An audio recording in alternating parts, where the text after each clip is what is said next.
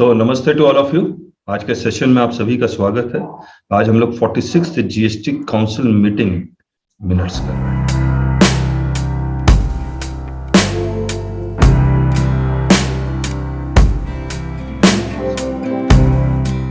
और ये जो 46 था, ये आपको याद होगा कि सरकार ने टेक्सटाइल के ऊपर रेट्स बढ़ाए थे।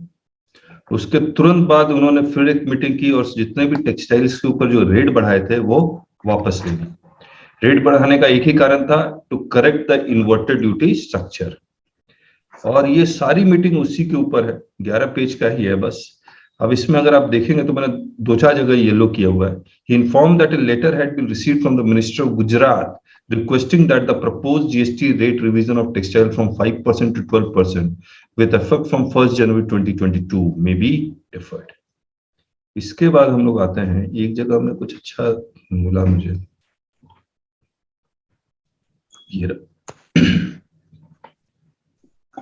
Fitment committee rates of tax के लिए है। Further, in the current year, due to various pressure, it was very difficult to estimate resources for the coming year's budget due to following reasons।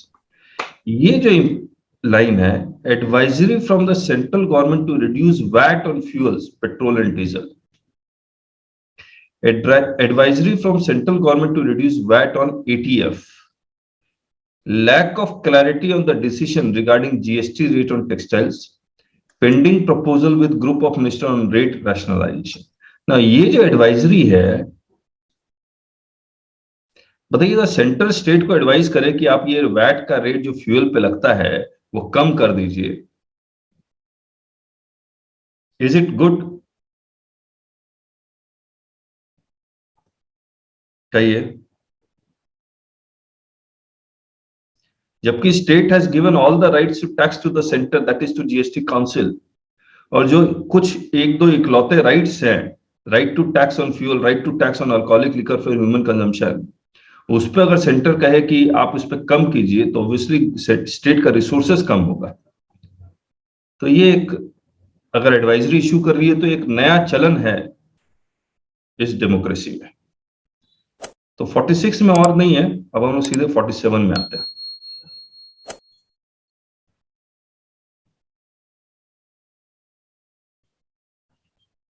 फोर्टी-7 28-29 जून 2022। अच्छा, पूरे साल भर में कितने मीटिंग होने हैं जीएसटी काउंसिल के? आवाज आ रही है ना? यस सर, आ रही है। कितनी मीटिंग होनी है साल भर में? कितनी मीटिंग एक्सपेक्टेड है? ये तो सर कोई प्री डिसाइडेड थोड़े रहता हो, जैसा जरूरत हो टाइम तो। हाँ, मिनिमम कंपनी लॉ में क्या लिखा हुआ, बोर्ड मीटिंग कितनी मिनिमम होनी चाहिए? 4। यहाँ भी 4 ही है, यहाँ भी 4 है, मिनिमम 4 है। आइए, और ये सारा एजेंडा आइटम है तो इसको छोड़ते हैं, हम आगे आते हैं। The secretary stated feasibility of implementation of e-way bill requirement for movement of gold and precious stones। तो एक ग्रुप ऑफ मिनिस्टर्स बनाया गया है, तो लेट अस सी कि ये जब रिपोर्ट लेके आएंगे तब क्या करते हैं।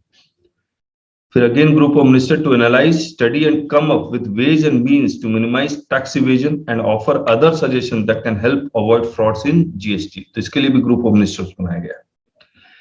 फिर एक ग्रुप ऑफ मिनिस्टर बनाया गया फॉर रेट रैशनलाइजेशन। तो इसका रिपोर्ट आएगा, फिर मीटिंग बैठेगी, फिर डिस्कशन होगा, फिर इम्प्लीमेंटेशन होगा। तो ऑब्वियसली ये सारा 2024 तक चला गया ये सारा डिसीजन। जीएसटी का रेवेन्यू देख लीजिए, अप्रैल 22 में जीएसटी का रेवेन्यू 1,67,540 करोड़ था, जो पिछले साल के अप्रैल 2021 में से 20% हायर है। फिर मई का रेवेन्यू 2022 में 1,40,000 करोड़ था, जो पिछले साल के मई के रेवेन्यू के 44% से हायर है।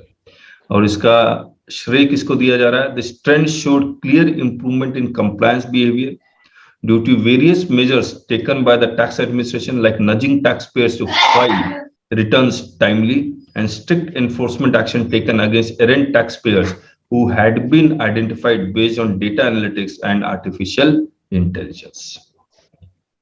सर हाँ, हम लोग जैसे बात कर रहे थे कि 14% का टारगेट अचीव करना मुश्किल है, ये तो उससे भी बहुत ज्यादा है। 14% का। हाँ। नहीं नहीं, आप टारगेट को इस तरह से समझिए, एक 14-15 में बेस ईयर 100 लिया गया, उसके बाद 114, फिर इसका 14%, यानी कंपाउंडिंग करते जाइए। अगर आप कंपाउंडिंग कर देंगे, इस 5 साल 2022-23 में आएंगे, तो मान लीजिए आना चाहिए था 220। अब ये जो 220 आया है वो, और एक्चुअली में आया है 180। अच्छा। तो ये जो 14% का एक्चुअल, पहले आपको कैलकुलेशन करना पड़ेगा, ये 20% हायर किससे है, पिछले साल के रेवेन्यू से। लेकिन 14-15 के बेस ईयर से अगर आप कैलकुलेट करेंगे तो हो सकता है ये टारगेट पूरा नहीं हुआ हो, नहीं तो कंपनसेशन सेस को और 2 साल बढ़ाने की जरूरत ही नहीं पड़ती। और जैसे ही कंपनसेशन सेस खत्म होगा तो देखिएगा स्टेट सब अपना अपना रेवेन्यू बढ़ाने के लिए कितने तरह के टैक्स, नए नए तरह के टैक्स इंट्रोड्यूस करने लग जाएंगे।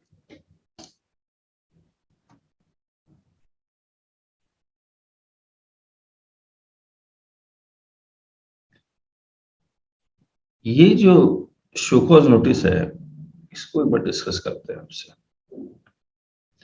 मैंने आपको बताया था एक इंटेलिजेंस विंग है, सेंटर का और स्टेट का, ऑडिट विंग है, सेंटर का और स्टेट का,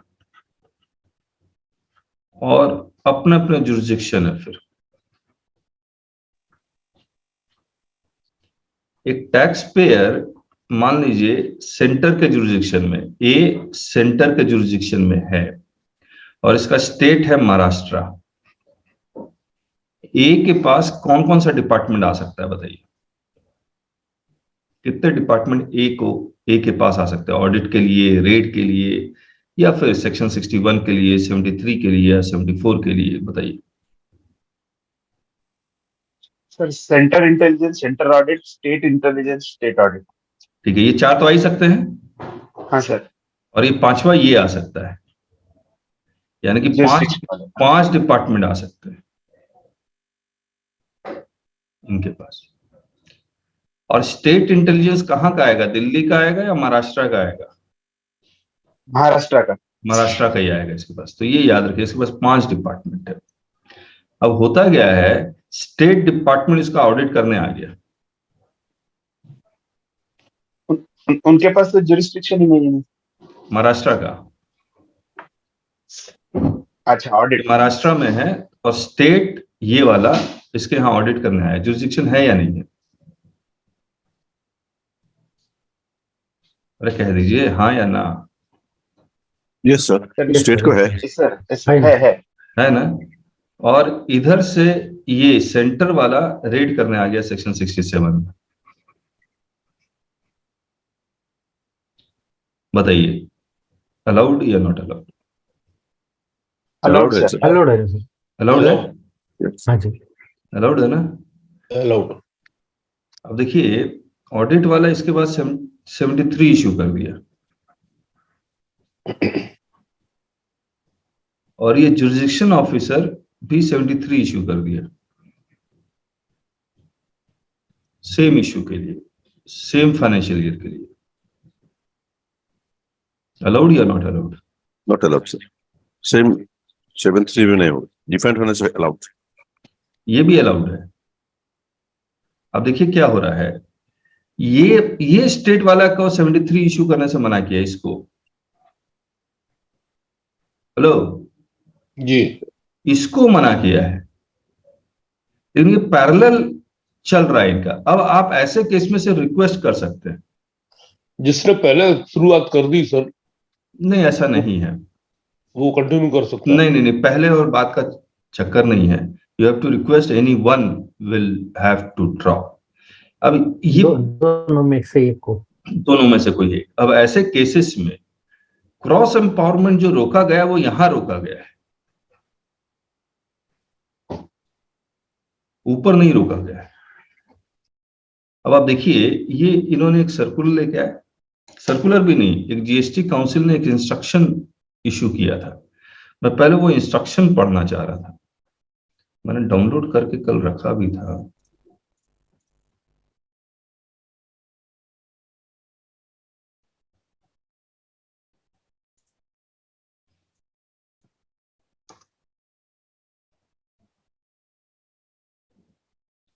Procedure masterlearning.com.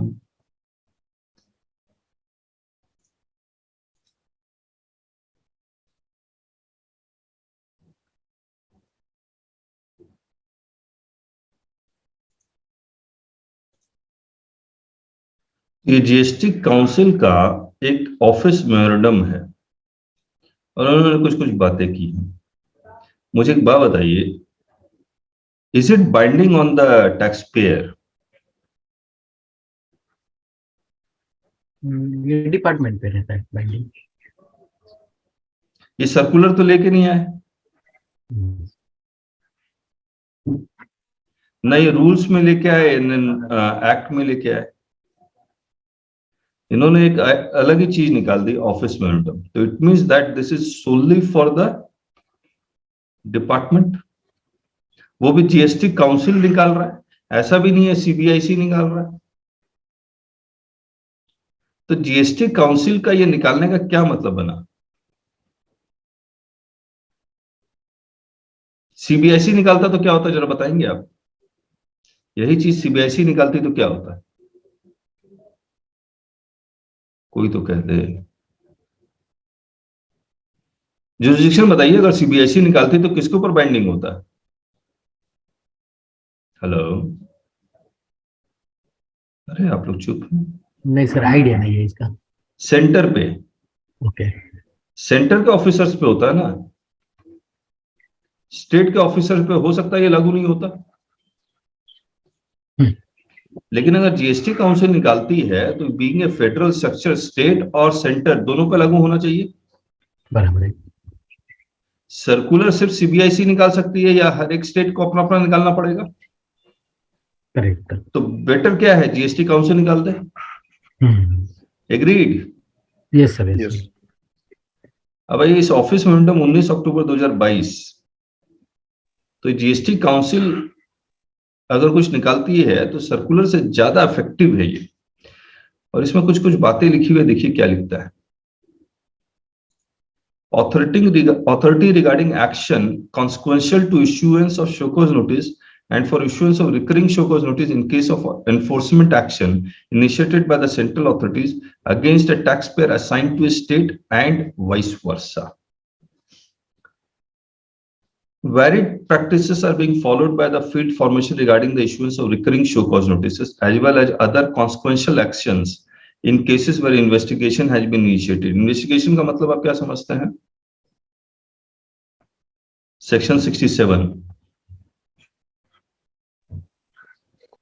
has been initiated and finalized by Central Tax Authority in respect of taxpayers. फिर से पढ़ता हूँ. Varied practices are being followed by field formation against issuance of recurring show cause notice, as well as other consequential actions in cases where investigation has been initiated and finalized by Central Tax Authority in respect of taxpayers under state tax administration and vice versa. यानी कि centre का intelligence state jurisdiction के taxpayer के यहां आ गया, या state intelligence centre के जुरिडिक्शन के पास आ गया जी। In some cases the authority which initiates the investigation is also issuing, यानी कि जिस अथॉरिटी ने इन्वेस्टिगेशन शुरू किया है, यानी कि इंटेलिजेंस ने अगर इन्वेस्टिगेशन शुरू किया है तो यही 73 भी इशू करता है या recurring show cause notice issue करता है. It is being felt, it is being left for the is also issuing show cause notice, whereas in some other cases it is being left for the concerned jurisdictional tax authority who is administrating the taxpayer to issue recurring show cause notice. In first show cause notice कौन issue करेगा? Hello, first show cause notice कौन issue करेगा? ये central intelligence जिसने investigation किया है या audit वाला जिसने ऑडिट शुरू किया है, वही first show cause notice issue करेगा. लेकिन बाद में रिकरिंग शो कॉज नोटिस, मान लीजिए फाइनेंशियल ईयर 17-18 का है ये, उसके बाद 18-19 का इशू करना है, तो जुरिडिक्शनल डिपार्टमेंट इशू करेगा या जुरिडिक्शनल ऑफिसर इशू करेगा. This may create confusion and may lead to situation in which none of the authority issue the recurring show cause notice in a timely manner. उसको लगता है कि वो इशू करेगा, उसको लगता है वो इशू करेगा, and therefore there is need to have a uniform practice in such matters. 47 GST meeting में ये डिस्कस हुआ। अब देखिए, tax payer located within a state is open to enforcement action by both authorities, centre और intelligence. For example, an enforcement action against a taxpayer assigned to state tax authorities can be initiated by the central tax authorities and vice versa. In such cases, all the consequential action relating to the case, including but not limited to appeal, review, adjudication, rectification, revision, will lie with the authority which had initiated the enforcement action. तो जिसने enforcement action शुरू किया है वही SCN issue कर रहा है. That is the central tax authority in the instant case. Refund jurisdictional tax authority. Issuance of recurring show cause notice does not involve any fresh investigation, as the subject matter as well as ground of SCN remain the same, and therefore it may be desirable that such further recurring show cause notices are issued by the actual jurisdictional authorities, which is responsible for assessment of returns of the taxpayers, as they will be in the position to access the records and returns of the taxpayers and to check whether the grounds of SCN still exist or not, take a view or action for issuance of recurring show cause notice based on facts in the set period. Besides, if the same authority who has taken enforcement-based action, but does not administer the taxpayer, is mandated to issue recurring show cause notice, it will also put unnecessary burden on the investigation tax authority to keep a record on subsequent practice of the taxpayer after conclusion of investigation and to collect all the data and records for issuance of recurring show cause notice. Accordingly, the recurring show cause notices may be issued by the concerned jurisdictional tax authority administering the taxpayer, that is, even if the investigation is conducted by central tax authorities and initial show cause notice issued by them. अब इसके आगे देखिए, हमने कुछ लिखा है.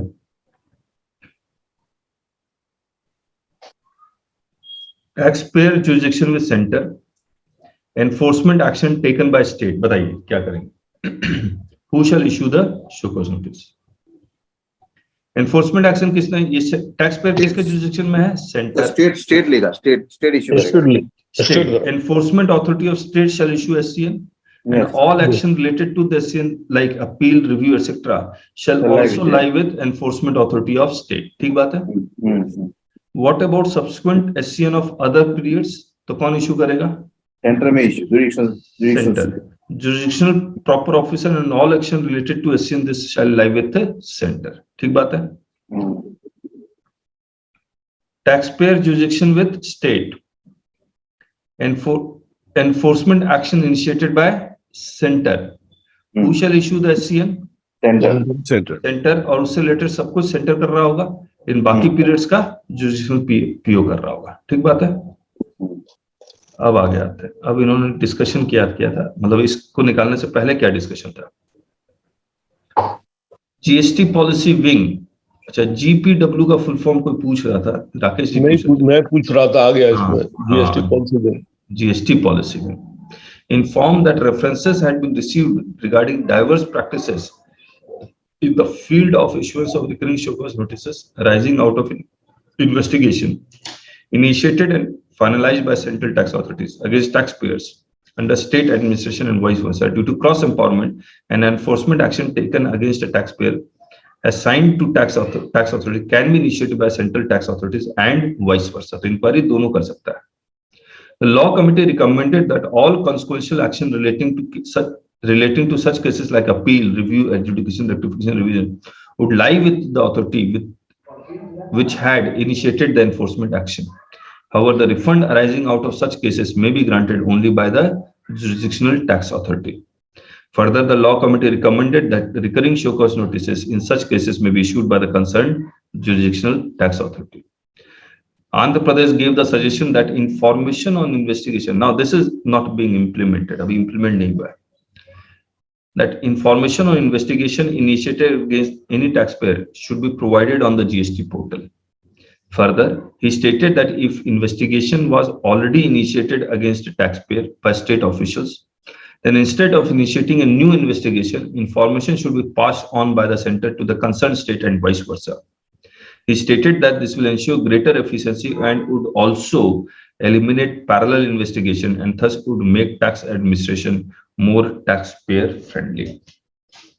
आज के डेट में देखिए होता क्या है, आप लोग ने ये केस फेस किया भी होगा. एक टैक्स पेयर है, जो सेंटर के पास है। इसके बाद इंटेलिजेंस सेंटर का भी आ गया और स्टेट का भी आ गया। तो पहले सेंटर लेके सेक्शन 67 करके चला गया। जब सेक्शन 67 सेंटर करके चला गया, अपने साथ सारे रिकॉर्ड्स ले जा चुका है, यस और नो? अब स्टेट वाला जब इसके पास पहुंचा, बोला रिकॉर्ड दिखला, बोला रिकॉर्ड तो सेंटर के पास है। ऐसे केस को आप कैसे हैंडल करेंगे? अब स्टेट वाला इसके ऊपर विश्वास नहीं करता, बोला सर हमें पता ही नहीं है, या उल्टा हो जाए, स्टेट वाला लेके चल जाए, सेंटर वाला आ जाए, तो ये दोनों आपस में कम्युनिकेट कैसे करेंगे? तो बोल रहा है जीएसटी पोर्टल में कम से कम ये इंफॉर्मेशन डाल तो दिया जाए। किसी ने फेस किया है ये सिचुएशन?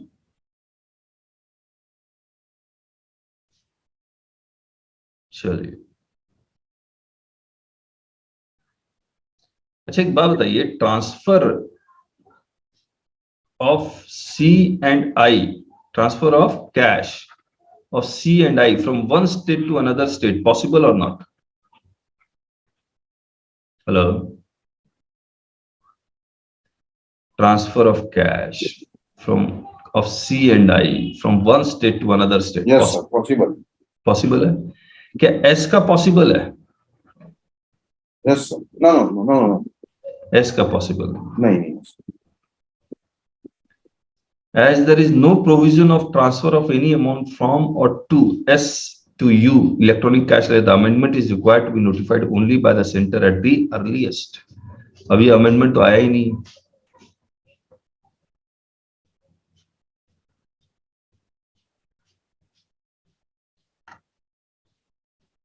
इसको तो मैंने बहुत बार डिस्कस किया, मैं एक बार दोबारा डिस्कस करता हूँ। और इन्होंने इसका सर्कुलर भी लिया है, सर्कुलर में भी डिस्कस किया था, क्लासेस में भी डिस्कस किया था, और शुरू से मेरा यही मानना है। मुझे एक बात बताइए, employer employee related person, yes और नो? यस नो तो बोल दीजिए। Yes sir. रिलेटेड है, सेक्शन 15 के एक्सप्लेनेशन में लिखा हुआ है। एम्प्लॉय इसको सर्विसेज प्रोवाइड कर रहा है, ये इसको कंसिडरेशन दे रहा है, ठीक बात है? जीएसटी लगेगा या नहीं लगेगा? नहीं लग रहा। No GST. Why? Employer employee relation में ऐसे थोड़ी होता है, आप लोग जीएसटी के ज्ञाता हैं भाई। एग्जाम तो नहीं, एग्जाम तो नहीं है शेड्यूल में। यस, शेड्यूल 3 में नो सप्लाई है ना। आप एग्जाम बोलेंगे तब तो दिक्कत होगी। कौन सा सेक्शन आया बताओ? हाँ, सेक्शन नंबर, रूल नंबर, ये सब बोलना बहुत जरूरी है, तभी ऑफिसर को भी समझ में आएगा, जज को भी समझ में आएगा। और जैसे ही अपने एग्जाम बोल दिया, तब तो मैं इसका एग्रीगेट टर्नओवर का पार्ट बन जाएगा। ये नो सप्लाई एग्रीगेट टर्नओवर का पार्ट नहीं बनता है, क्योंकि सप्लाई नहीं है, तो ये एग्रीगेट टर्नओवर का पार्ट नहीं है। ठीक है, अब ये बताइए, ये कंसिडरेशन जो दे रहा है वो क्यों दे रहा है? For services. हाँ, कितना दे रहा है? Depending on case to case, as per contract agreement. Yes, contract of employment. इसमें क्या लिखा होगा कॉन्ट्रैक्ट ऑफ एम्प्लॉयमेंट में? जॉब प्रोफाइल लिखा होगा, और जॉब प्रोफाइल में क्या लिखा होगा कि आप इस एम्प्लॉय को कौन कौन से काम करने हैं, मान लीजिए 4 काम करने हैं, क्या डिपार्टमेंट है, क्या रहेगा, टाइमिंग्स वगैरह सब कुछ लिखा रहेगा। एम्प्लॉयर उसके बदले बोलेगा मैं कंसिडरेशन दूंगा, ठीक है। अब कंसिडरेशन जो देगा वो कैश में या फिर काइंड में? अभी जो काइंड में जो कंसिडरेशन दे रहा है वो या तो वो फ्री दे देगा, चलाने के लिए गाड़ी फ्री दे दिया, रहने के लिए घर फ्री दे दिया, या फिर बोलेगा मैं खाना दूंगा लेकिन सब्सिडाइज रेट पे दूंगा, यानी पेड होगा। ये सब कॉन्ट्रैक्ट ऑफ एम्प्लॉयमेंट में लिखा होगा कि आप हमारा कैंटीन से खाना 20 रुपए का खा सकते हैं जी, ठीक है। और ये जो पेड होगा, क्या इसके लिए कोई इनवॉइस इश्यू करता है एम्प्लॉयर? No no no. क्या करता है? वो तो as per terms of contract है, तो फिर वो दे रहा है, तो फिर उसमें कोई नहीं नहीं, वो employee ये देता है? पैसा कैसे मिलता है उसको? कौन सा वाला? ये फाइन वाला के फॉर्म में मिलता है। नहीं नहीं, ये जो नहीं, पेड, मान लीजिए मैं एम्प्लॉय को बताऊं मेरे यहाँ कैंटीन है, खाना खा लेना, 20 रुपया पर मील लगेगा, तो ये पैसा वो कहाँ से लेता है? वाउचर दे देगा क्या? सैलरी से काट यस देगा। यस, सैलरी से काट लेता है, हम्म, सैलरी से काट लेता है, रिकवरी ऑफ परचेज से, ठीक है। अब मुझे एक बात बताइए, अब ये कैंटीन यूज करता है, इसको एक वाउचर दे दिया या कुछ दे दिया, कैंटीन वाला इसको कुछ इनवॉइस दे दिया, और ये इसको समझ लीजिए 20 रुपया दे दिया। कैसे दिया? ऑन बिहाफ ऑफ, कौन देगा? एम्प्लॉय नहीं देगा, एम्प्लॉयर देगा on behalf of this employee. इस ट्रांजेक्शन के ऊपर जीएसटी लगेगा नहीं। 50,000 तक का सर पहले लगता था, हाँ पहले लगता था, अभी इन्होंने नहीं, पहले नहीं लगता था, पहले लगाते थे। हाँ लगाते थे सर, मतलब वही है सब सर, हाँ बिल्कुल वर्ष का बहुत परफेक्ट बात आपने इस्तेमाल किया। हाँ, पहले लगाते थे, लगना नहीं चाहिए था, लगना नहीं चाहिए था। और ये हम लोग, क्लैरिफिकेशन दिया। हाँ ये हम लोग शुरू से बोलते हुए आ रहे हैं, जिनेश जी, राजेश जी, अगर आपको याद होगा, this is a part of contract of employment, no GST should be levied, इसके अकॉर्डिंग आ रहा है। अब इन्होंने जीएसटी काउंसिल मीटिंग में ये क्लैरिफाई किया। देखिए, another issue was whether various perquisites provided by employer to its employed as per contractual agreement were liable for GST. The law committee clarified that any perquisite provided by employer to its employer in accordance with the terms of contract were in lieu of services provided by the employer and as per Schedule 3 of CGST, the same would not be subjected to GST. अब हमारी किताब देखिए, हमने ये सारी बातें लिखी हुई है। चलिए आगे आइए। अब ये जो ई कॉमर्स ऑपरेटर की कहानी देखिए, e commerce operator can supply through, sorry e commerce composition लेवाई dealer can supply through e commerce operator, ये अलाउ कर दिया इन्होंने इस बजट फाइनेंस बिल 2023 में, लेकिन एप्लीकेबल नहीं किया गया अभी तक। ठीक बात है। अब इन्होंने कुछ चीजें क्लैरिफाई की है, ये डिस्कशन हुआ है, अब देखिए क्या कह रहा है। मैं पहले आपसे कुछ बातें पूछना चाह रहा हूं।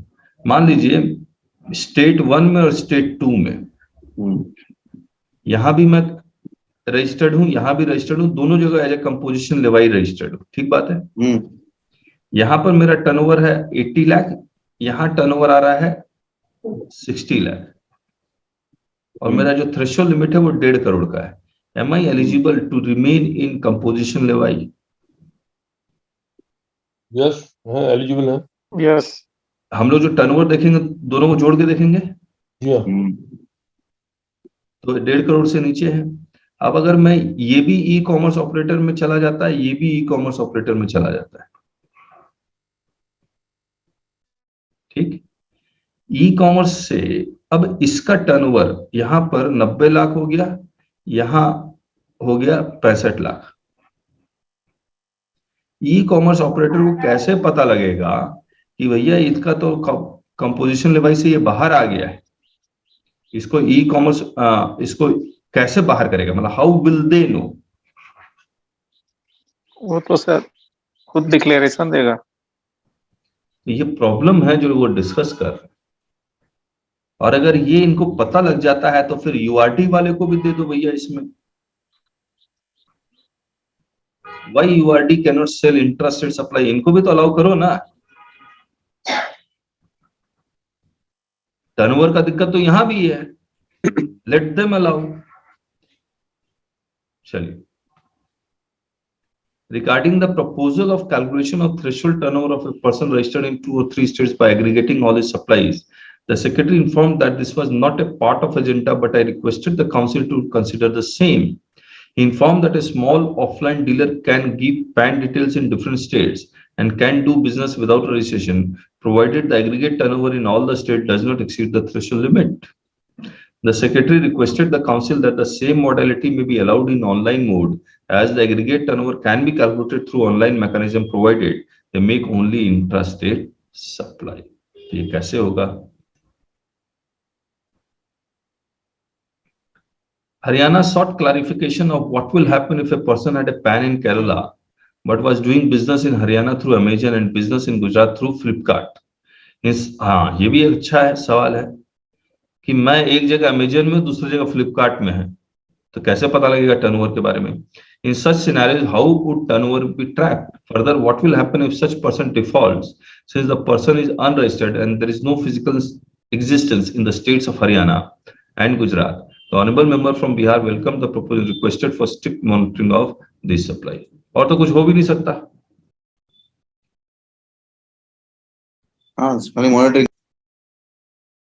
तो ये ठीक है, ये पढ़ते हैं। Karnataka stated that this would create a level playing field between offline and online suppliers. He stated, अच्छा ये अनरजिस्टर्ड वाले को भी since the person and there is no physical existence, मतलब अनरजिस्टर्ड वालों को भी आप दीजिए, जो मैं कह भी रहा था। तो the honorable member from Karnataka stated that this would create a level playing field between offline and online suppliers. He stated that it is important to have a centralized monitoring system in such cases. GST policy being informed that all these unregistered person would be required to make a PAN-based declaration on the portal along with mobile number, place of business, etc. before using the ECO platform for making supplies. The ECO would ensure that no interstate supply would be made, and the supply made by an unregistered person would be declared in the monthly Form 8. The aggregate of total turnover made through different electronic commerce operator would be done PAN-wise. In online mode, there would be a PAN-based trail. Okay.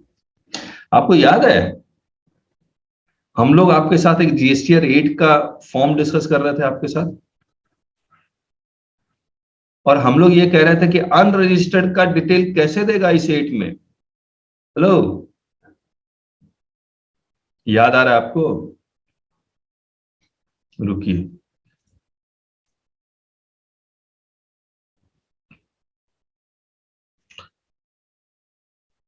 फिर आगे पढ़ते हैं। Karnataka raised the issue of using multiple PANs by different members of the same household. The secretary stated that the same situation exists in the offline mode also. Honorable member stated that in offline mode, there is a possibility of physical verification, whereas same does not exist online mode. The secretary stated that in these cases, principal place of business is declared. Therefore, if different PANs are catering to same principal place of businesses, it can be checked. He also requested GSTN to ensure that the principal place of business are geotagged while updating the system so as to address the concerns of honorable member from Karnataka. Electricity, पता है electricity goods है या service है? कैसे monitoring करेंगे pen वाले में? वो क्या बोल रहे थे? करेंगे कुछ, मतलब सिस्टम डेवलप करेंगे, और जीएसटीआर 8 में अनरजिस्टर्ड सप्लायर का भी डिटेल देंगे वो, भले टीसीएस कलेक्ट ना करें।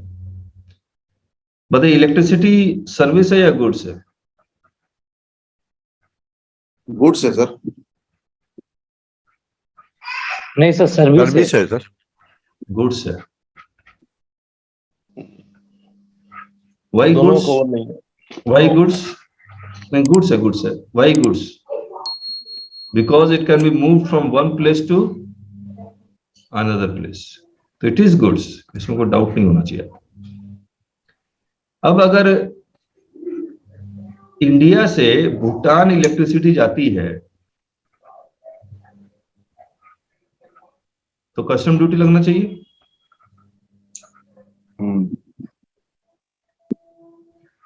लेकिन इलेक्ट्रिसिटी स्टेट का सब्जेक्ट है, याद रखिएगा।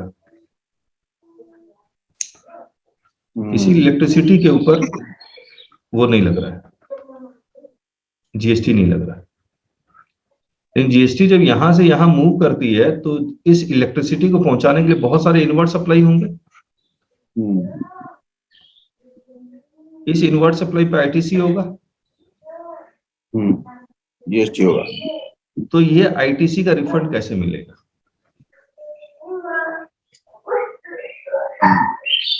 इसी पे है, बैकग्राउंड में आवाज आ रही है।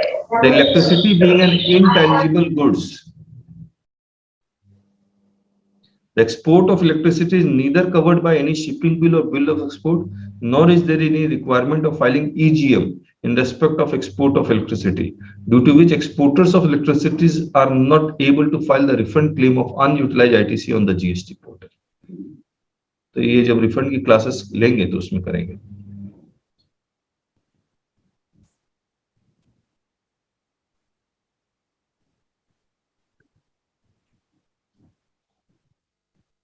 आइए सस्पेंशन, मुझे एक बात बताइए, सस्पेंशन ऑफ रजिस्ट्रेशन कब कब पॉसिबल है?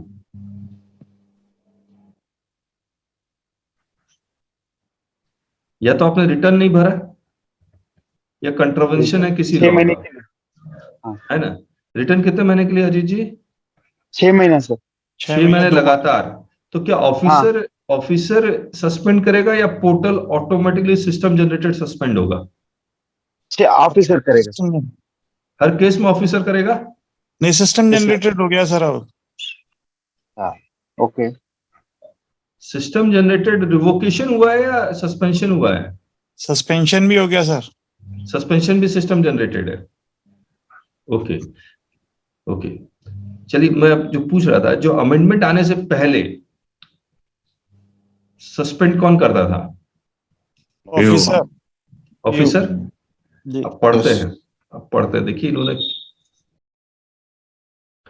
regarding rule 21A, it was informed to the council that there was a provision for centralized system based suspension of registration in case of registered person who had not filed 6 or more returns and whose turnover was more than 50 lakhs. यानी कि ये system based suspension था पहले भी, लेकिन जिसका turnover more than 50 lakh था, वो अगर 6 या 6 से ज्यादा बार रिटर्न कंसिक्वेंटली नहीं फाइल करेगा तो सिस्टम ऑटोमेटिकली सस्पेंड करता है। ये शुरू से है।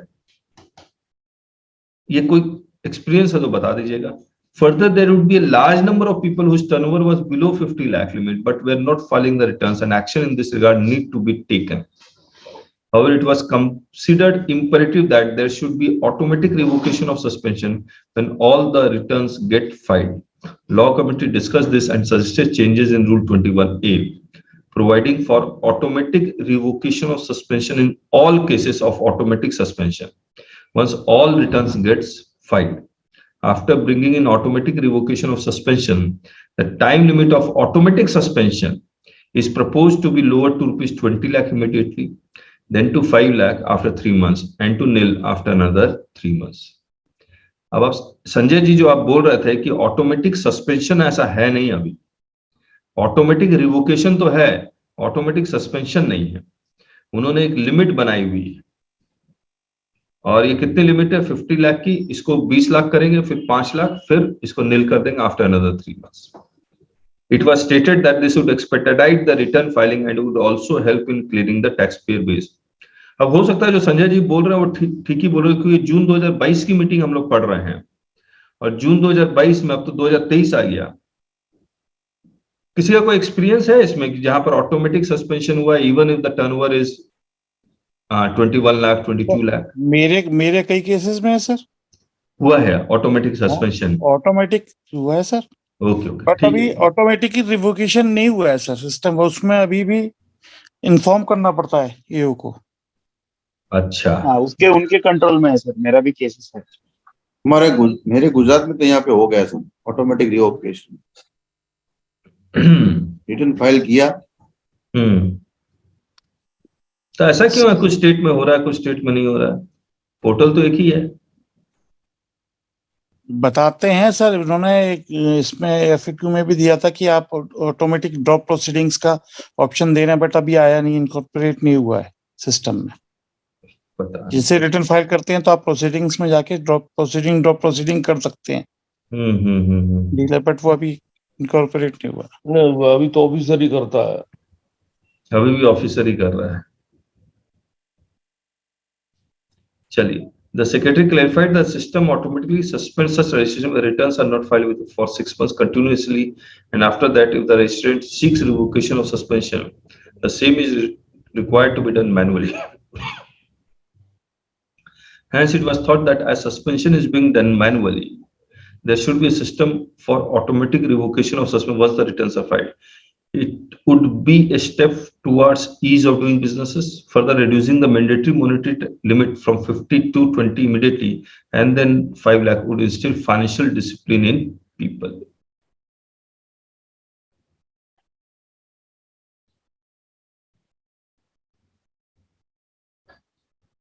अब इन्होंने ये जो टाइम लिमिट एक्सटेंड की थी 73 की, कितनी कर दी? 73 का सेक्शन 73 17/18 का सेक्शन 73 का नोटिस लेटेस्ट कब तक वो इशू कर सकते हैं?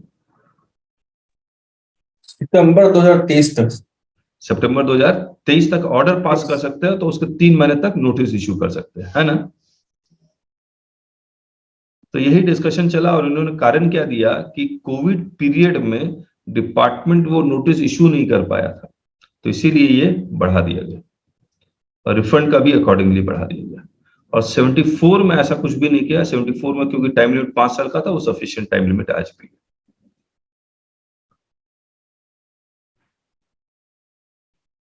ये मुझे आप ही लोग से समझना, ये मुझे समझ में नहीं आया कभी। हम लोग इसको कल करेंगे आपके साथ, ये नेगेटिव टैक्स बैलेंस कंपोजिशन लेवाई का क्या आ रहा है, क्या नहीं आ रहा है।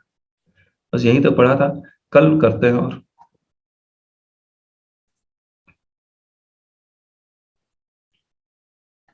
हम लोग एक क्लास और शुरू करना चाह रहे हैं जब ये रिफंड वाली क्लास कंप्लीट हो जाएगी, और वो है रियल एस्टेट की क्लास। देखा आप लोगों ने रियल एस्टेट? मैंने अपडेट पूरा नहीं किया है। यस सर, बहुत जरूरी है सर।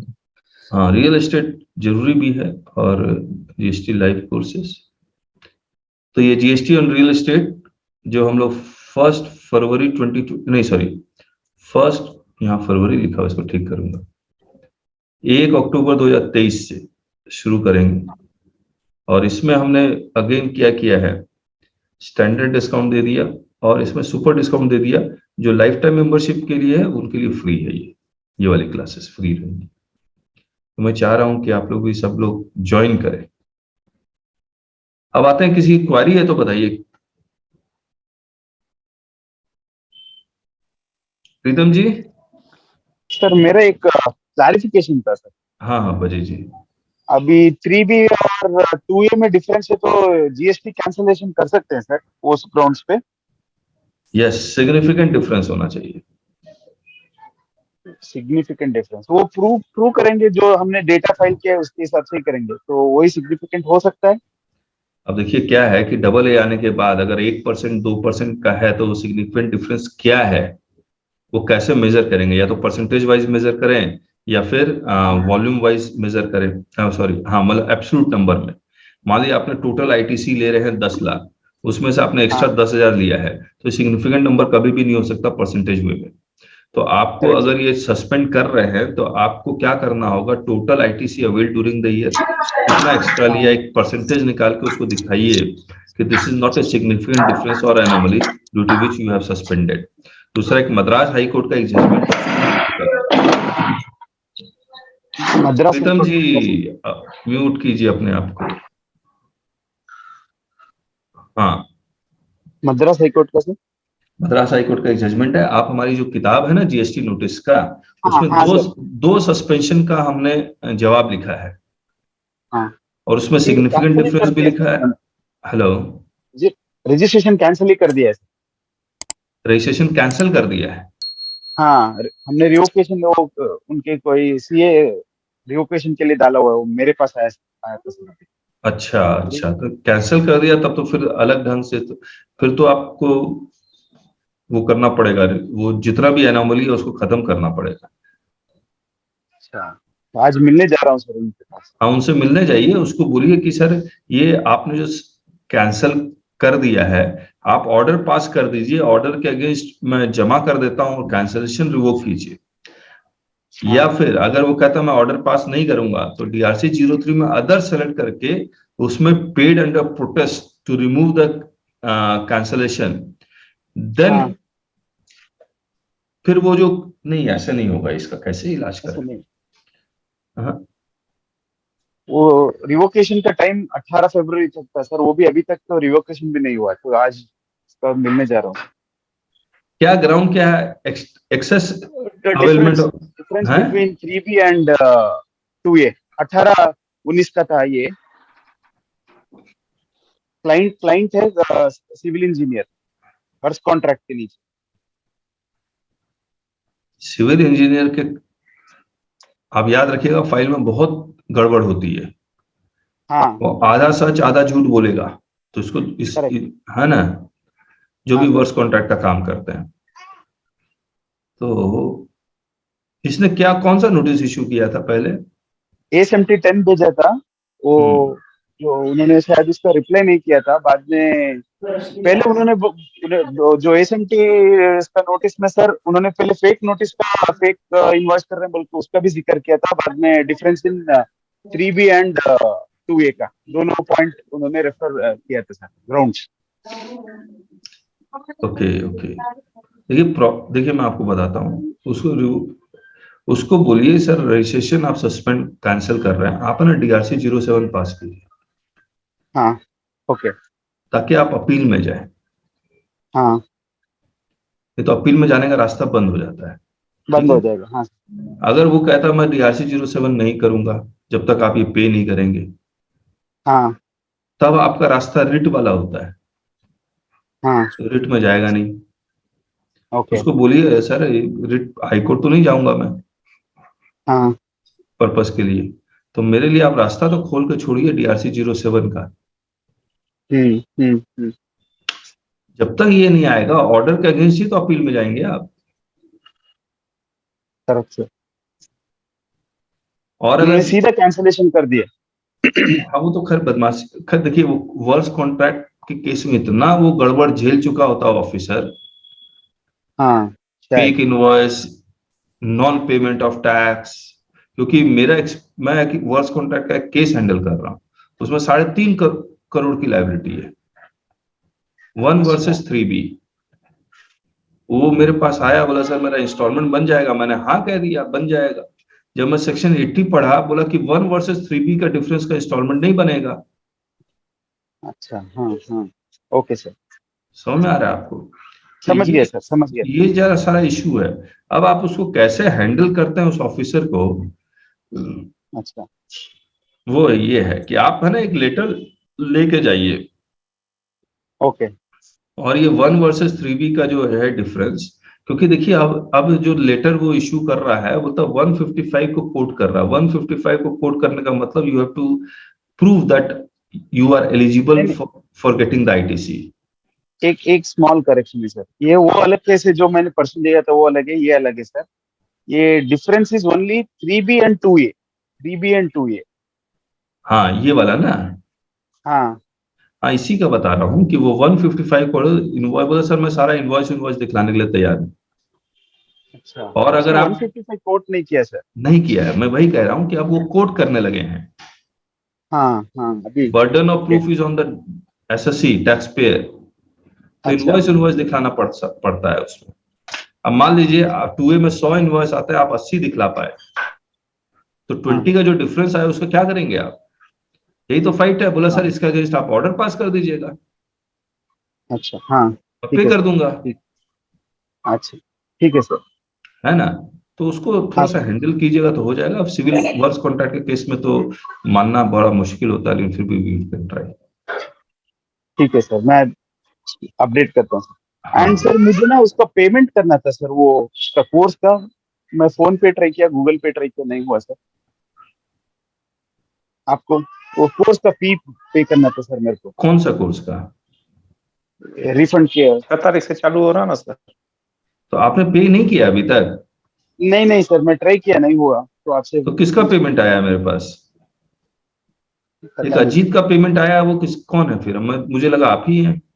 आपको नहीं सर, मैं आप नहीं है वो? नहीं सर, कोई दूसरा होंगे सर। कौन अजीत पेमेंट कर दिया भैया, कैसे पता लगेगा? चलिए चलिए मैं क्लेम करेगा सर, उसका टेंशन आप ले। नहीं, वो फिर मुझे बोलेगा सर 2 क्लास छोड़ के दोबारा शुरू करो। तो कैसे पेमेंट सर अब क्या करेंगे सर? मैं QR कोड भेजूंगा आपको। ये तो कंप्लीट हो जाएगा 1-2 दिन में। अब क्या चाहते हैं कमलेश जी? कंटिन्यूटी बना रहे, चाहे कुछ भी डिस्कशन होते रहे। नहीं होगा वैसा। फिर मैं पढ़ाई नहीं करूंगा तो मैं पढ़ाऊंगा क्या? सर चैट बॉक्स में काफी गैप हो जाएगा सर। हाँ वो गैप होगा। सर बक्स सिटी बोल रहा हूँ। प्रॉब्लम मेरी थी सर, राकेश बोल रहा हूँ। हाँ 1 मिनट राकेश जी, अभी बात करता हूँ। बक्सिटी जी बोलिए पहले आप। एक चैट बॉक्स में भेजा है सर। चैट बॉक्स में कुछ आया नहीं? कुछ आया नहीं बस। हाँ वर्ड फाइल दिखा रहा है सर मेरे को। हाँ अभी नहीं आया। गर्ग जी आप बताइए क्या बोल रहे थे आप?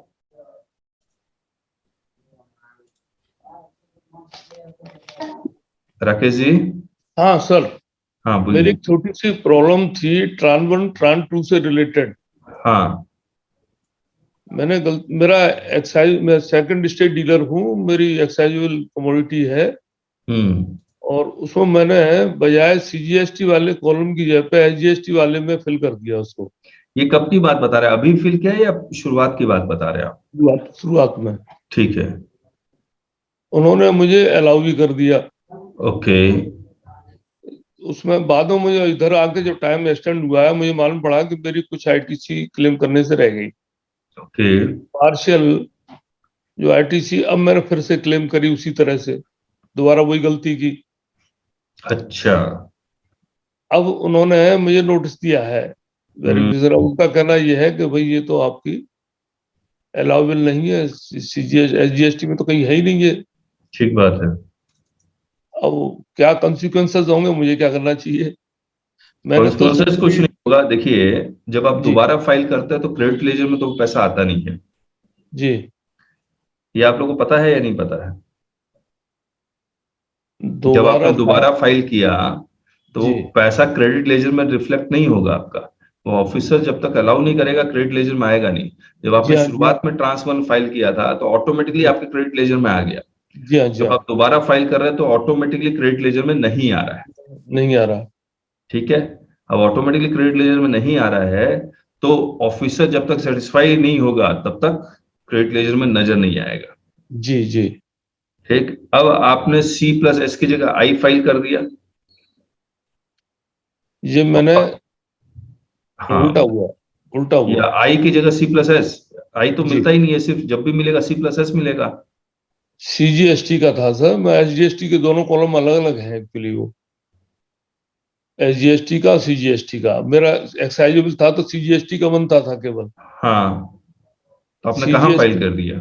एसजीएसटी वाले कॉलम में अच्छा सी की जगह S में डाल दिया आपने। सीपीएस में डाल दिया। Okay okay. अब वो कह रहे हैं कि हम उसको तो रिवर्स कर ही देंगे, ठीक बात है, सी देंगे नहीं। एसजीएस देंगे नहीं आपको हम। अब तो आपने डिमांड ही नहीं की है उसकी, ठीक है। क्लेम हमने ही नहीं किया। परसों ही देखा था ना उसका कुछ टाइम लिमिट में कुछ करना पड़ेगा क्लेम। नहीं वो भी ठीक है। देखिए मैं एक केस हैंडल कर रहा हूँ, उसने बोला कि सर है ना सब कुछ ठीक है, बोला ये जो एनेक्सर ए है टू सर्कुलर 181 ये फाइल नहीं किया आपने, ये डिक्लेरेशन फाइल नहीं किया आपने। और मुझे उम्मीद है कि 90% लोगों ने ये डिक्लेरेशन फाइल नहीं किया होगा। राकेश जी आपने भी ये डिक्लेरेशन फाइल नहीं किया होगा। जी जी, ये देखिए डिक्लेरेशन जो नया वाला फाइल करना है, क्या जवाब दें इसका? अच्छा पहले राकेश जी का जवाब देख लेते हैं, फिर डिक्लेरेशन मैंने फाइल नहीं तो मैं तो सिंपली ये लिखा है कि it is due to clerical mistake है, और ऐसा कुछ नहीं है भाई, इस कॉलम की बजाय इस कॉलम में भर दिया हमने। तो उससे क्या होगा? लिहाजा मुझे देखिए मैं आपको बताता हूँ, मैं आपको एक केस बताता हूँ जो हमने केस किया। जी जी 2 एक्साइज रजिस्ट्रेशन था, तो दो जी एक्साइज रजिस्ट्रेशन मिलता था ना 001 002 करके। जी तो अब जब हमने जीएसटी पोर्टल में एकदम शुरुआत के समय में 2017 में इसके फाइल करने की, तो एक एक्साइज रजिस्ट्रेशन को ही वो पिक कर रहा था, दूसरा नहीं कर रहा था। जी, तो जब ये पोर्टल खुला दोबारा से 2022 में, तो हमने दोबारा करने की कोशिश, दोबारा नहीं किया, तो हमने मैनुअली फाइल कर दिया। उधर से लेटर आ गया डिपार्टमेंट से कि मैनुअली अलाउड नहीं है, इसका क्रेडिट हम डिनाई करना चाह रहे हैं। जी ठीक। इसको इसलिए बता रहा हूं कि अगर आप ये कहते हैं कि मैं मैनुअली फाइल कर देता हूं, डिपार्टमेंट आपको लेटर लिख देगा कि भैया मैनुअली अलाउड नहीं है। जी, वो जब भी होगा किसमें होगा? पोर्टल में ही होगा। पोर्टल अब बंद हो चुका है। अब आप ये कहेंगे दिस इज क्लरिकल मिस्टेक, तो क्लरिकल मिस्टेक है तो करेक्शन का तो सिस्टम खत्म हो गया। अब क्या करेंगे? तो only option you have left is writ. जी। ऊपर से वो जब और इंक्वायरी करेंगे तो डिक्लेरेशन भी ढूंढ लेंगे। अब तो मैंने जो बैलेंस के लिए अप्लाई किया था तो पुराने वाले की जो अलाउ हो चुका मेरा, उसके लिए भी कह रहा है कि वो भी रिवर्सल होगा उसका भी। हाँ वो कर सकता है, वो कर सकता है। आपको रिट में ही जाना पड़ेगा, या फिर वो जब ऑर्डर पास करेगा तो आप जी। अपील में चले जाइए, और अपील में भी राहत नहीं मिल रही है। अपील में भी राहत नहीं मिलेगी, जो भी राहत मिलेगी रिट में ही मिलेगी। तो सिंपली जवाब देना था तो जवाब तो दे ही दिया है कि साहब हमारी ड्यू टू क्लरिकल मिस्टेक हुआ ये, बाकी तो वो डिसअलाउ करेगा ही करेगा। हाँ लेकिन एक बात मैं बता दूं आपको, जी। कभी भी never admit your mistakes in the reply. जी। आपको इस तरह से रिप्लाई देना है कि आपको नहीं लगना चाहिए कि मिस्टेक है। मिस्टेक मतलब आप समझते हैं, when you admit the mistake, इस केस में तो नहीं, लेकिन बाकी केसेस में देर पेनल्टी के प्रोविजंस अट्रैक्ट हो जाते हैं। मिस्टेक्स, अब मिस्टेक्स क्यों, गलती क्यों हुई, गिल्टी माइंड था या नहीं था, वो तो दिमाग के अंदर जाके देखना होगा। लेकिन सर एडमिट योर यहाँ मिस्टेक। पे एक्सपर्टी कर रहे हैं, कुछ तो हमें कहना ही कहना है। हाँ तो कुछ ऐसा कहिए, ऐसा लैंग्वेज लिखिए जहां पर ये नहीं पता लगे कि आपने गलती कर दी। लेकिन आप देखिए, हमने किताब में इतने सारे नोटिस के जवाब बनाए हैं, इसका क्या हो सकता है सर? हमने अब मुझे सोचना पड़ेगा, जी। सोचना पड़ेगा। हमने कभी भी अपनी मिस्टेक्स एडमिट नहीं किया। अब और जैसे इस केस में, अब इस केस में एनेक्शर नहीं फाइल हुआ हमारा, जी। तो मैं क्या करूंगा? अच्छा ये डिस्कशन तो रह गया। इस केस में एनेक्शर फाइल नहीं हुआ, वो लिख रहा है कि annexure has not been file, क्या लिखूं? There is a mistake. Approve नहीं हो पाया तो मैंने तो किया था। नहीं नहीं नहीं, नहीं ये सब मैं नहीं लिखूंगा। मैं अब एनेक्शर फाइल कर रहा हूं, आपने एनेक्शर फाइल नहीं किया, आई एम फाइलिंग मैनुअली।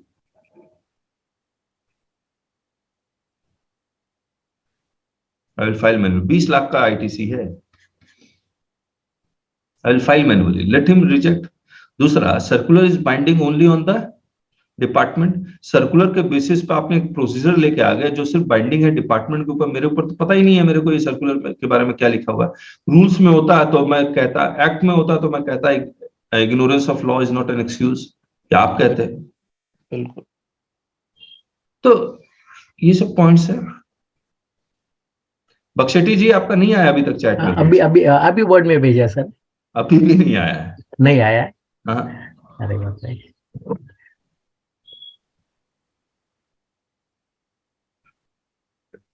बड़ा फाइल है इसलिए नहीं आया। नहीं, छोटा, एकदम छोटा है। राजू सर मैं आपको भेजू? भेज दीजिए, हम देख लेंगे। हाँ, एक सेकंड। के सर एक हाँ। चीज क्लैरिफिकेशन कर लें सर। हाँ बताइए ना संजय जी। ये जो अभी प्रीतम जी का रजिस्ट्रेशन वाला मैटर था, प्रीतम जी? अरे अभी जो बता रहे थे ना कि 3A और 2B। हाँ हाँ, अच्छा जी जी का। तो सर मेरा ये मानना है इसमें यह है कि सेक्शन 29 में जो ग्राउंड्स दी हुई हैं रेवोक उसकी कैंसिल सस्पेंशन की, उसमें सर फेक इनवॉइस तो है, मगर क्या मात्र सिर्फ डिफरेंस जब तक वो प्रूव नहीं करता कि ये फेक इनवॉइसेस है, क्या वो सस्पेंड कर सकते हैं? कैंसिल नहीं कर सकते, वो नहीं कर सकते, लेकिन बदमाशी तो करते हैं ना। क्योंकि अनलेस अनटिल वो 155 हम पे दे रहे हैं, हम उसका रिवर्स नहीं दे सकते कि आप प्रूव करिए कि हमने फेक इनवॉइस ऑब्टेन की है।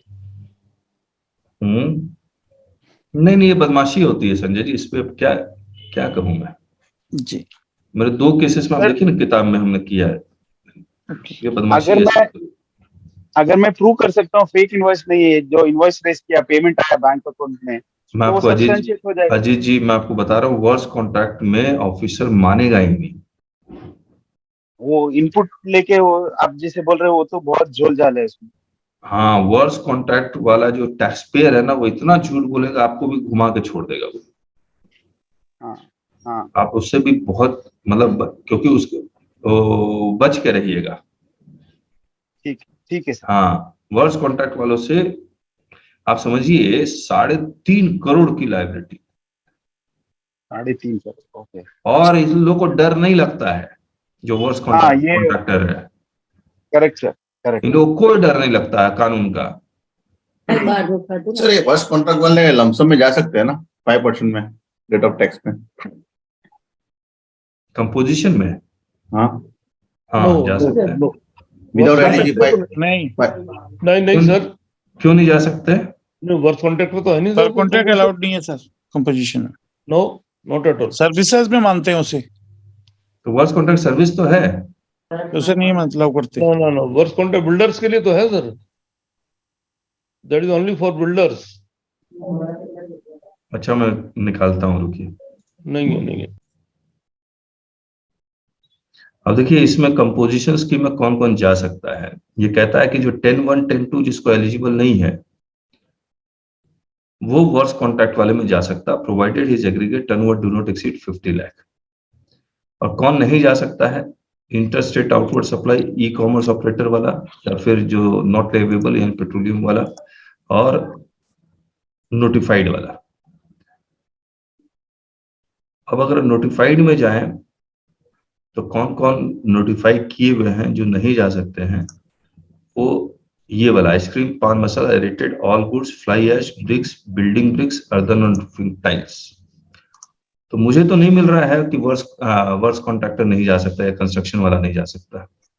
मुझे तो लग रहा है जा सकता है। अगर आप कह रहे हैं नहीं जा सकता तो कहाँ लिखा हुआ है कि नहीं जा सकता? राकेश जी, संजय जी।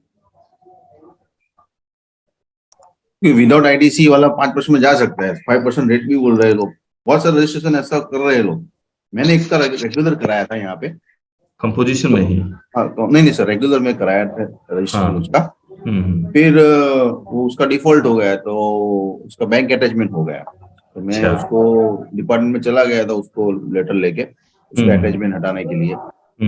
फिर लेके तो आया, फिर वो प्रोसीजर हुआ, तो फिर वो लोग भी आपस में बात करते हैं ना उनके जमात के लोग के साथ, तो वो लोग बोलते हैं कि हम लोग तो ऐसा कुछ नहीं है, हम तो खाली 5% दे रहे हैं और वो है लमसम में है, ऐसा कुछ हमको नहीं होता है। तो फिर मुझे भी लेके आया और मेरे साथ डिस्कस किया, मुझे लगा कि भी तेरे को भी ऐसा ही करना चाहिए, तो नेक्स्ट ईयर से मैं उसको लेके जाने सोच रहा था, लेकिन मुझे थोड़ा डाउट था तो इसलिए पूछ लिया।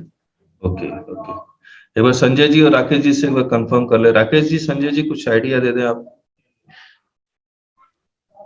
सर अब मैं उसको बिल्कुल निकाल के दूंगा सर, क्योंकि पहले जब आया था तब शुरू में ये आया था कि सर्विसेज के अंदर है वर्क कॉन्ट्रैक्ट, और उसके अंदर आप रजिस्ट्रेशन कंपोजिशन में नहीं जा सकते, बट मैं आपको डीप में देके दूंगा तब।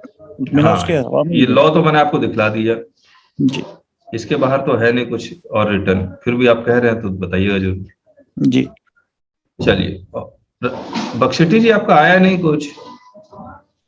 मैं भी भेज नहीं पा रहा हूँ बख्शी जी। नहीं नहीं, मैं कल भेजता हूँ सर। नहीं आ ऐसा रहा है क्या सर, मैं कल डॉक्यूमेंट है भेजता कि हूँ। जो भेज ही नहीं पा रहे हैं आप? वर्ड का ये पीडीएफ हो गया है सर, उसका वर्ड का फाइल था वो पीडीएफ हो गया है। आप बख्शेटी जी क्या कीजिए, अपने स्क्रीन में आप दिखला दीजिए, भेजिए मत, मैं दूं अच्छा। आपको। हाँ होस्ट दे दीजिए। होस्ट दे रहा हूं, बंद मत कीजिएगा, एंड मत कीजिएगा। कल प्रीतम हो जी गया। ने एंड कर दिया था। प्रीतम जी कहाँ हैं?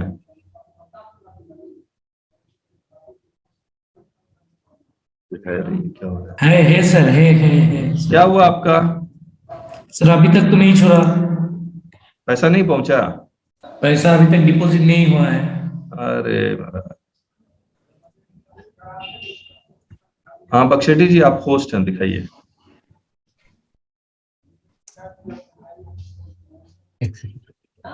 दिख रहा है सर? सर दिख रहा है क्या नहीं सर? नहीं, अभी नहीं आया। मैं स्क्रीन ओपन है मेरा। शेयर स्क्रीन में गए आप? नीचे में शेयर किए थे। एक सेकंड सर, नीचे शेयर स्क्रीन है ग्रीन कलर का। एक सेकंड। हाँ शेयर स्क्रीन, हाँ उसमें क्लिक कीजिए। हाँ कर दिया। हाँ ओके। हाँ अब आया, यस। ये है issue. ABC limited company, this company paid GST under RCM for this contract sale of scrap. मतलब ये आरसीएम क्यों दे रही है? मैं बताता हूँ सर। ये एक्स लिमिटेड है ना? मैं लिख पाऊंगा कि नहीं? अच्छा मैं लिख नहीं पाऊंगा, हाँ बताइए। एक सेकंड।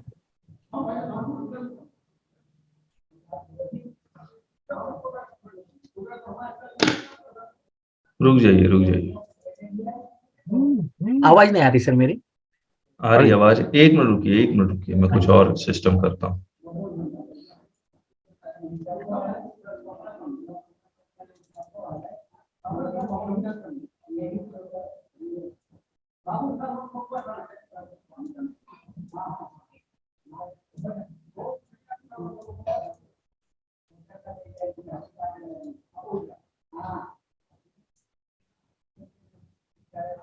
ठीक है, मैं सिचुएशन बताओ सर। नहीं रुकिए, आप है ना होस्ट, मैं ले लेता हूँ।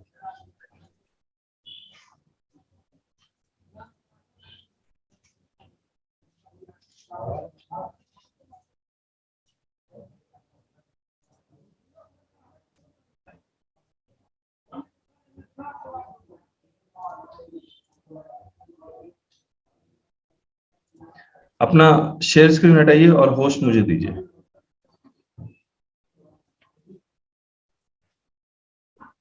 चलिए, मैंने आपका स्क्रीन ही ले लिया।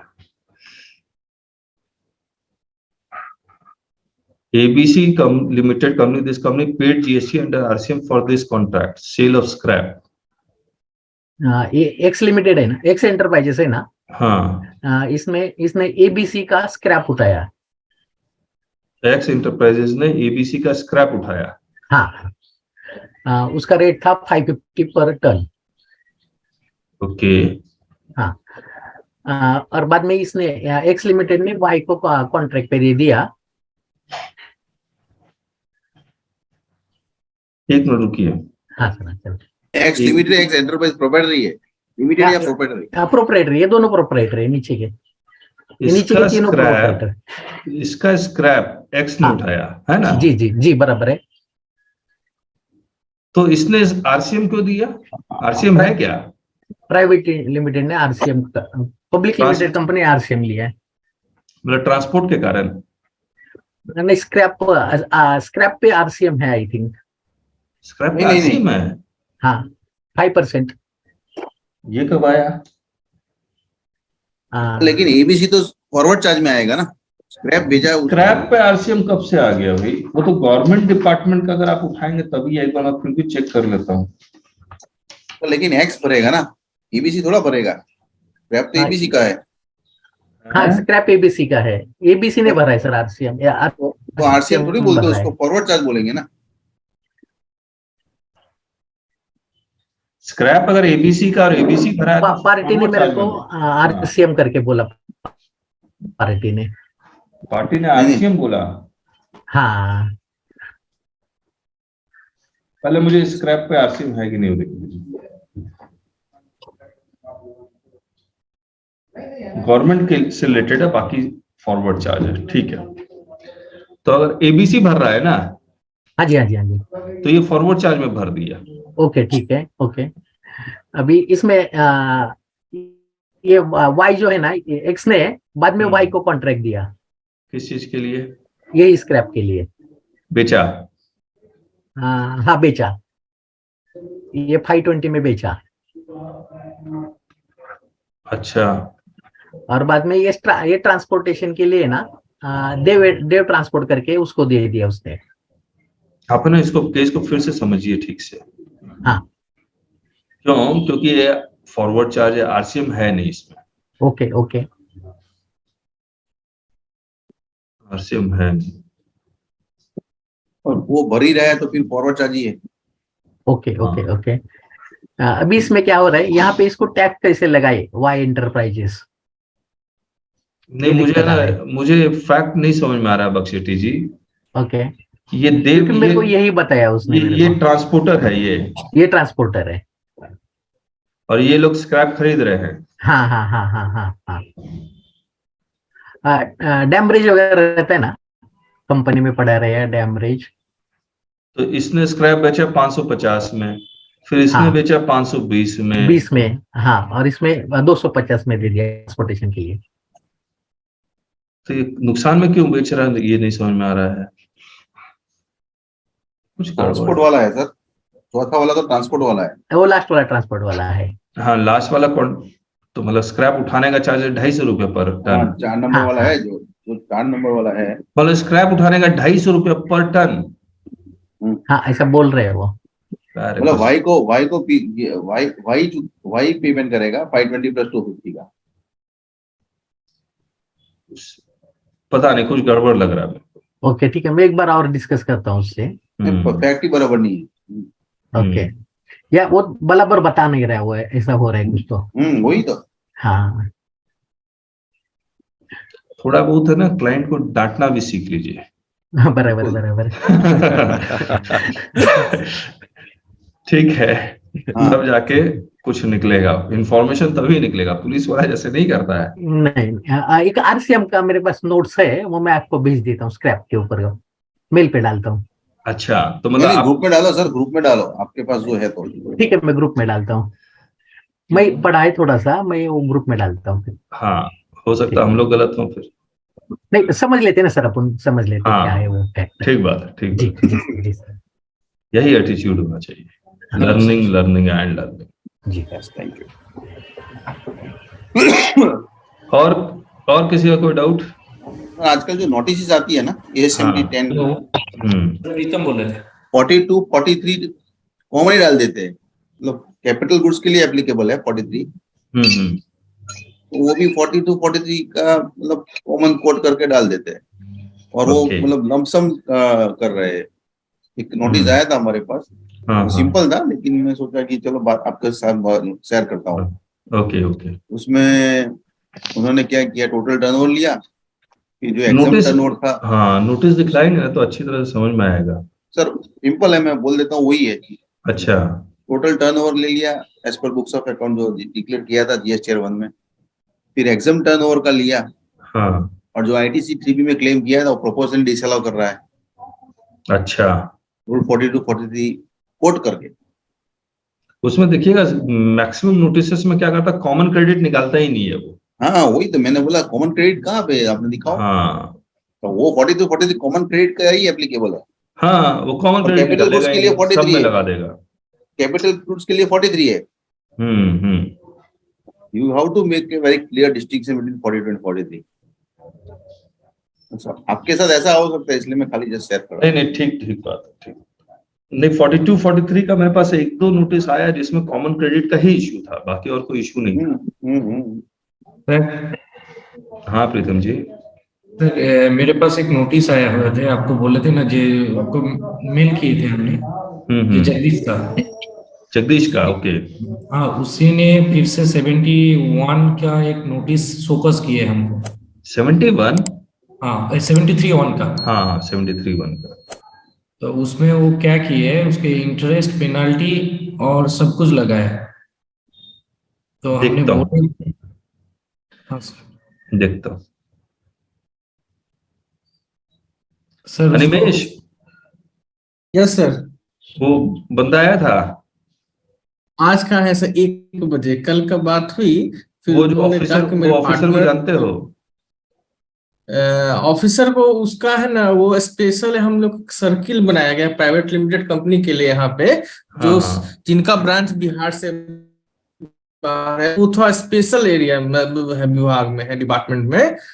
लेकिन वहाँ उस ऑफिसर को वो नहीं जानते हो हम, वो नया है, अभी फर्स्ट बैच का है वो। लेकिन वो जो आपके प्रोप्राइटर है ना, वो पूरा है इनका फ्रेंडली। वो बोले कि चलिएगा ना, कोई दिक्कत नहीं, उससे हमारी है अच्छी कन्वर्सेशन है, तो वो कोऑपरेट करेंगे। बोले हमको ठीक है, फीस उस चार्ज कर लेना। ठीक है सर। वो कल जो हम लोग डिस्कस कर रहे थे ना परसों, ITST करना, SGST में ऑफिसर आया, वो एक बार यहाँ भी डिस्कस कर लेते ना।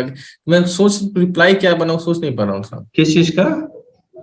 IGST में होनी चाहिए थी टैक्स की रिवर्स, अब ऑफिसर ने CGST प्लस SGST नहीं डिमांड किया है मुझे। एक मिनट रुकिए।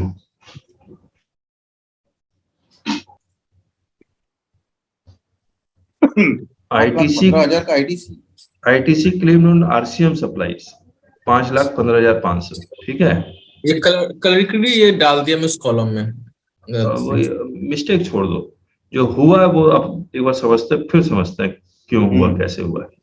ITC claimed on inward RCM supplies, ठीक है, 5,15,000, और रिवर्स चार्ज लायबिलिटी डिक्लेयर्ड, यानी कि ITC क्लेम कर लिया लेकिन पेमेंट नहीं किया। यस सर, है ना। मैं आपको सिंपल लैंग्वेज में, RCM की लायबिलिटी थी आरसीएम की लायबिलिटी पे करने के बाद आपको इसका क्रेडिट अवेल करना था। Yes sir. आपने पे ही नहीं किया, यस सर। तो अवेल कैसे किया?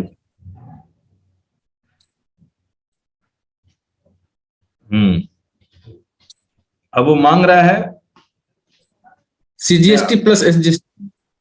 हाँ अच्छा, अब वो इसके अगेंस्ट वो C+S मांग रहा है। हाँ यस सर। बस यही प्रॉब्लम है। ये कैसे हो सकता है? हाँ तो इसको समझाना होगा क्या।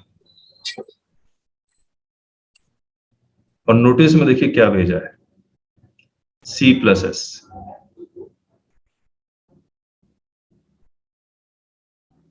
और मैंने तो अनिमेश को यही कहा, सस्ते में छूट रहे हो, क्योंकि वो आईटीसी रिवर्स करवाएगा और आईजीएसटी पे करवाएगा। दो चीज करना है उसको, लेकिन वो अभी सिर्फ पे करवा रहा है आपको, रिवर्स नहीं करवा रहा है।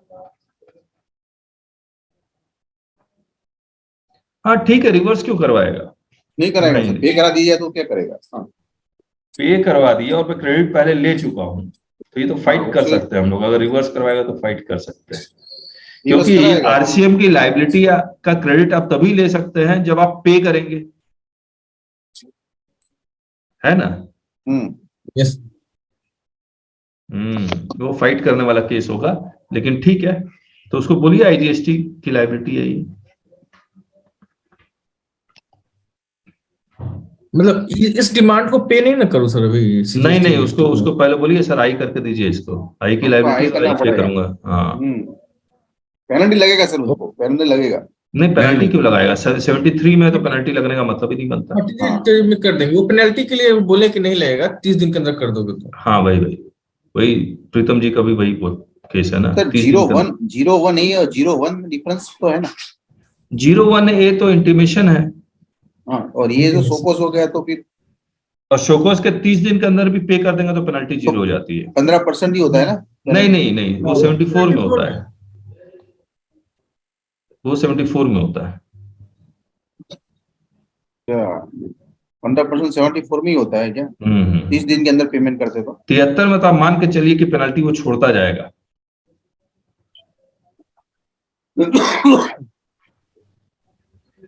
चलिए कंक्लूड करें। Okay sir. तो मेरा ग्रुप में सर मेरा ग्रुप में नंबर ऐड नहीं है। आपका ग्रुप में नंबर ऐड नहीं है? कौन से ग्रुप में? कल आपने मैसेज भेजा था मीटिंग नहीं होने का। नहीं, आप ग्रुप में नहीं है राकेश जी। वो व्हाट्सएप कम्युनिटी ज्वाइन नहीं किया हुआ है क्या आपने? नहीं। मैं किसी के पास है व्हाट्सएप कम्युनिटी का? संजय जी संजय जी के पास होगा, मैं भेज देता हूँ सर को। हाँ प्लीज भेज दीजिए, उनको ज्वाइन करवाइए। ग्रुप में मैं भी नहीं हूँ। और एक व्हाट्सएप ग्रुप था सर, था देखिए रिसेंटली आपने बनाया था वो। नहीं, उस ग्रुप का कोई मतलब नहीं बनता। कोई चाहता है ज्वाइन करना तो कर ले। अच्छा। मैं उसमें एक्टिव हूँ नहीं। मैं हमेशा यही कहता हूँ कि व्हाट्सएप में मैं टेक्स्ट में लिख के प्रॉब्लम सॉल्व नहीं कर सकता, मैं जूम लाइव में आके प्रॉब्लम सॉल्व कर सकता हूँ। सिंपली जैसे कल मैसेज था सर, मैं तो उसी पर्पज से कर रहा था। हाँ उस पर्पज से लिए वो व्हाट्सएप कम्युनिटी है जी, उसको ज्वाइन कीजिए, उसमें मिलेगा। संजय जी प्लीज भेज दीजिएगा। राकेश जी आप मुझे ना मेरे नंबर पे हेलो लिख के भेज देंगे ना, तो मैं भी भेज दूंगा। अभी मैं बाद में करवा दूंगा। हाँ मैं अपना नंबर भेज दे रहा हूँ 9999227381। इसमें मुझे हेलो लिख के भेज दीजिए, मैं आपको लिंक भेज दूंगा। मैं भी भेज दूंगा सर। हाँ प्लीज। और बाकी लोगों को भी उस कम्युनिटी में ज्वाइन करवाइए, क्योंकि हम लोग जूम अभी मीटिंग हुई, इसके बाद नोटिफिकेशन आएगा तो उसके हम लोग फ्री सेशंस लेंगे, तो उसी कम्युनिटी में मैं अनाउंस करूंगा।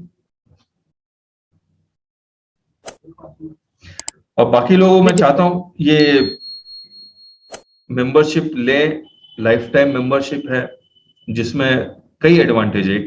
एक तो रियल एस्टेट का तो एडवांटेज मिलेगा, प्लस आपकी जो क्वेरी है, नोटिसेस आते हैं, उसको हम लोग यहाँ पर आपके साथ डिस्कस भी करते हैं। वो हम तो कल 2 दिन थोड़ा कष्ट था तो छोड़ गया था। हाँ हाँ हाँ, कोई बात नहीं चिन्ह जी, ठीक है फिर, okay then, Thank you, sir. चलिए बाय बाय।